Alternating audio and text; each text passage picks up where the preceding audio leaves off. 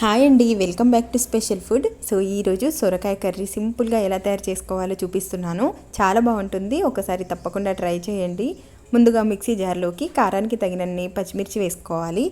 ఇంకా తర్వాత ఒక 10 వెల్లుల్లి రెబ్బలను వేసుకోండి. అలాగే కొద్దిగా జీలకర్ర వేసుకోవాలి, ఒక పావు టీ స్పూన్ దాకా. ఇప్పుడు వీటిని మిక్సీ పట్టి తీసుకోండి. జస్ట్ అలా బరకగా మిక్సీ పట్టుకుంటే సరిపోతుంది, మరీ మెత్తగా కాకుండా. చూడండి, ఈ విధంగా మిక్సీ పట్టుకొని సైడ్కి పెట్టుకోవాలి. తర్వాత ఈ కర్రీ కోసం నేను ఒక సొరకాయ తీసుకున్నాను. పైన మంచిగా చెక్కు తీసేసుకొని ఇలా కొంచెం చిన్న ముక్కలుగా కట్ చేసుకోవాలి. ఇప్పుడు స్టవ్ ఆన్ చేసుకొని కడాయిలో ఒక 4 టేబుల్ స్పూన్ల దాకా ఆయిల్ యాడ్ చేసుకోవాలి. ఆయిల్ వేసుకున్న తర్వాత మంటను మీడియం ఫ్లేమ్లో ఉంచి కొద్దిసేపు హీట్ చేసుకోవాలి. తర్వాత ఇందులో ఒక హాఫ్ టీ స్పూన్ దాకా ఆవాలను వేసుకోండి. ఆవాలు చిటపట్లాడిన తర్వాతకి మనం ముందుగా మిక్సీ పట్టుకున్న ఈ పచ్చిమిర్చి పేస్ట్ను వేసుకోవాలి. తర్వాత ఇలా కలుపుకుంటూ జస్ట్ ఒక 2 మినిట్స్ ఫ్రై చేసుకుంటే సరిపోతుంది. ఈ విధంగా కొద్దిసేపు ఈ పచ్చిమిర్చి పేస్ట్ ఫ్రై చేసుకున్నాక సొరకాయ ముక్కల్ని వేసుకోండి. సొరకాయ ముక్కలు వేసుకున్న తర్వాతకి రుచికి సరిపడినంత ఉప్పు వేసుకోవాలి. ఈ విధంగా ఉప్పు వేసుకున్నాక ఒకసారి బాగా కలుపుకోండి. ఇలా మంచిగా కలుపుకున్నాక ఇప్పుడు దీనిపై మూత పెట్టేసుకొని ఒక 10 నిమిషాలు కుక్ చేసుకోవాలి. సొరకాయ ముక్కలు చాలా తొందరగా ఉడికిపోతాయి. ఇలా మంచిగా మిక్స్ చేసుకున్నాక మూత పెట్టేసి ఒక 10 నిమిషాలు ఈ విధంగా మధ్య మధ్యలో మూత తీసి కలుపుతూ కుక్ చేసుకోవాలి.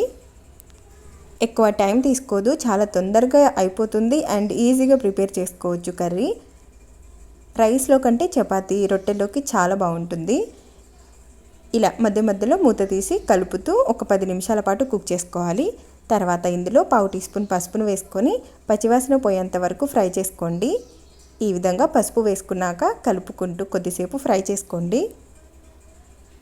తర్వాత మూత పెట్టి ఇంకొక 2-3 నిమిషాలు కుక్ చేసుకోవాలి. ఇప్పుడు మిక్సీ జార్లో ఒక 2 టీ స్పూన్ల వేయించిన పల్లీలను వేసుకోండి. అలాగే 1 టీ స్పూన్ నువ్వులు వేసుకోవాలి. ఈ రెండింటిని ఒకసారి మిక్సీ పట్టి తీసుకోండి. ఇలా మిక్సీ పట్టుకున్న తర్వాతకి 1 టీ స్పూన్ దాకా ఎండు కొబ్బరి పొడి వేసుకోవాలి. అలాగే కొద్దిగా వాటర్ వేసుకోండి.